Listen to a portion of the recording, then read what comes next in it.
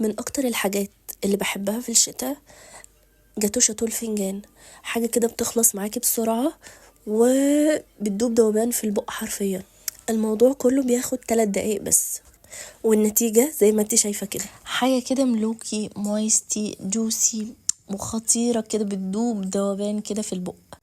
تعالوا يلا نبدأ مع بعض. معانا كوباية سكر، تمام، هنضيفها في الشفشق الخلاط بتاعنا، كل حاجة في الخلاط. ومعانا نص كوباية كاكاو وكوباية لبن، وهنحط نص كوباية زيت، وهنضرب كل ده في الخلاط، وهيطلع القوام معانا قوام كريمي كده. بس انا هديله ضربة كمان علشان اتأكد ان كل حاجة اختلطت تماما. هناخد من الصوص ده، صوص الشوكولاتة الاقتصادي، كوباية، تمام، علشان هنستخدمه بعدين واحنا بنزوق الفناجين بتاعتنا الحلوة دي.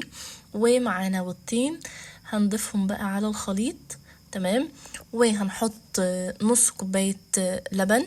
والتركة بقى في الموضوع ده هي ايه؟ هي معلقة القهوة سريعة الذوبان، بتعلي الطعم وبتوديه في حتة تانية خالص. وهنحط كمان معلقة من الكاكاو الخام، وهنضرب كل ده في الخلاط تاني، وهننزله كده في البولة بتاعتنا القمر دي. وهننزل، انا حطيت كوبايتين دقيق، وهو المفروض يعني ان هو كوباية وتلات ارباع، يعني من كوباية ونص لكوباية وتلات ارباع على حسب نوع الدقيق اللي عندك.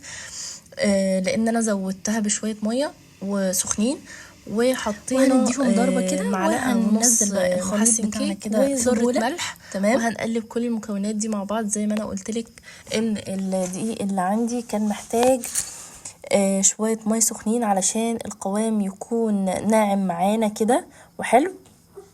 زي ما انتم شايفين كان تقيل خالص. انا زودته بنص كوباية مية سخنة، وبقى بالقوام اللي انتم شايفينه كده، قوام ناعم وجميل. هنحط في الفنجان تلتين، هنملأ الفنجان تلتين الفنجان، تمام. زي ما انتم شايفين كده، جبنا الصينية اللي معانا دي، حطينا فيها هي يعتبر هي صينية، حطينا فيها الفناجين بتاعتنا، رصيناها فيها كده، وحطينا وصبينا فيها الخليط. وطبعا مسحنا الحاجات دي بمنديل علشان ما تبوظش يعني، وغطيناها بفوطة. احنا طبعا لو عندنا حلة اوسع نحط، لان زي ما حصل مع نادية الزيت بالظبط، الفناجين لما علت لزقت في الفوطة، نفس اللي حصل معاه. والله احنا بنتعلمش. والطاجن القمر ده، الطاجن ده بتاعي، الطاجن ده بتاعي زي ما انتوا شايفين كده، كان لزق في الفوطه. فياريت ما تعملوش كده، او انتوا تحطوا في حله غويطه يعني عن كده.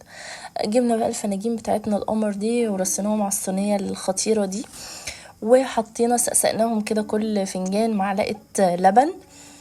وتعالوا بقى للصوص القمر بتاعنا ده، كان صوص تقيل طبعا، وزودناه معلقتين لبن علشان ان هو يكون صوص سايب كده معانا وحلو، يبقى قوامه حلو، ما يبقاش تقيل قوي. وزوقنا كده الفناجين زي ما انتم شايفين كده. كان الفنجان خطير خطير خطير يا ولاد، والله العظيم بجد. ده بقى هنقلبه زي ما انتم شايفين كده. شايفين كان قمر بجد يعني. انا ولادي لما شافوني وانا بقلبه، يعني من حلاوة المنظر اللي هم شايفينه، كل واحد شدني كده، خد بوسة من واحد خد بوسة من الخد ده، والتاني اخد بوسة من الخد ده. كانوا فرحانين بصراحة باللي انا عاملاه. هنسقسق بقى الطاجن بتاعنا القمر ده بعد ما خزقناه كده بالبتاع، بالشيش ستيكس. وهنحط بقى صوص الشوكولاتة ونزوقه كده ونجرنشه كده بالشوكولات شيبس. ما اقولكوش بجد يا جماعة، تعالوا بقى ندوق، تعالوا اللحظة الحاسمة بجد. كان طعمها خطير خطير خطير بجد. وادي الفنجان بجد شكله يفتح النفس. عارفين بقى حاجة ملوكي كده، يعني لما يكون عندك ضيوف مثلا، حاجة كده انتي وصحابك جايين لك تقعدي معاهم كده، حاجة ملوكي. تعالوا بقى ندوق طاجن القمر اللي مليان صوص شوكولاتة ده، بجد كان خطير يا جماعة. اتمنى يا رب ان الوصفة تعجبكم، واتمنى ان انتوا تجربوها، وما تنسوش تعملوا لايك وشير للفيديو.